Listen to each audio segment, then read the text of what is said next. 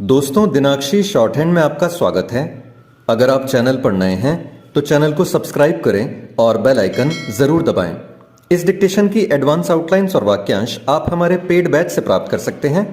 हमारे paid batch में आपको प्रतिदिन सभी डिक्टेशंस की एडवांस आउटलाइंस और वाक्यांश दिए जाते हैं और कुछ ऐसी डिक्टेशंस जो केवल पेड मेंबर्स को ही प्राप्त होती हैं। हमारे पेड बैच को ज्वाइन करने के लिए और बैच के बारे में संपूर्ण जानकारी प्राप्त करने के लिए आप डिस्क्रिप्शन बॉक्स में दिए गए मोबाइल नंबर पर व्हाट्सएप कर सकते हैं। इस डिक्टेशन की डेमो आउटलाइंस आप हमारे टेलीग्राम ग्रुप से प्राप्त कर सकते हैं। तो चलिए डिक्टेशन को स्टार्ट करते हैं। डिक्टेशन 5 सेकंड बाद स्टार्ट होगी। Ready, start. यह अच्छा हुआ कि सुप्रीम कोर्ट ने सीवर की सफाई के दौरान मरने वाले सफाई कर्मियों के स्वजनों को 30 लाख रुपए का मुआवजा देने का निर्देश दिया।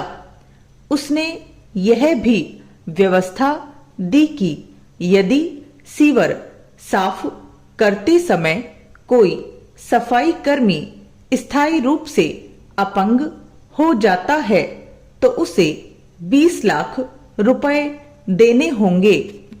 सुप्रीम कोर्ट ने सीवर सफाई के दौरान होने वाली मौतों को रोकने के लिए सरकारी एजेंसियों को यह सुनिश्चित करने को भी कहा कि वे यह देखें कि इस तरह की मौतें न हों। यह तभी सुनिश्चित हो सकेगा जब नगर निकाय उन उपायों को अमल में लाएंगे जिनसे सीवर सफाई के दौरान होने वाली मौतों को रोका जा सकता है। इसकी अनदेखी नहीं की जा सकती कि तमाम निर्देशों के बाद भी सीवर साफ करते हुए सफाई कर्मियों की मौतों का सिलसिला कायम है। यह इसीलिए कायम है क्योंकि नगर निकाय जिन एजेंसियों को सीवर साफ करने का काम ठेके पर सौंपते हैं वे पैसे बचाने के फेर में सफाई कर्मियों को बिना सुरक्षा उपकरणों के सीवर में उतार देती है।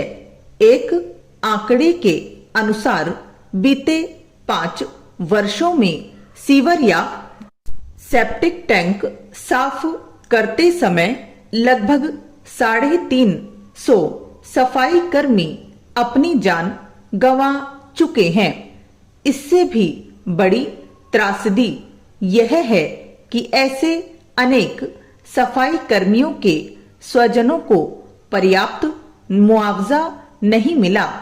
यह संवेदनहीनता के अतिरिक्त और कुछ नहीं कि राज्य सरकारें और उनके स्थानीय निकाय सीवर साफ करने वाले कर्मियों की सुरक्षा के आवश्यक उपाय नहीं कर रहे हैं।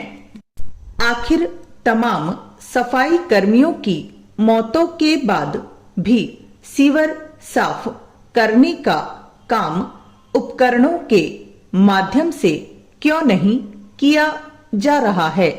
चूंकि ऐसे स्वच्छता अभियान का कोई अर्थ नहीं जो सफाई कर्मियों की जान की परवाह न करता हो। इसलिए केंद्र को राज्य पर इसके लिए दबाव बनाना होगा कि वे सफाई कर्मियों को आवश्यक उपकरणों से लैस करे।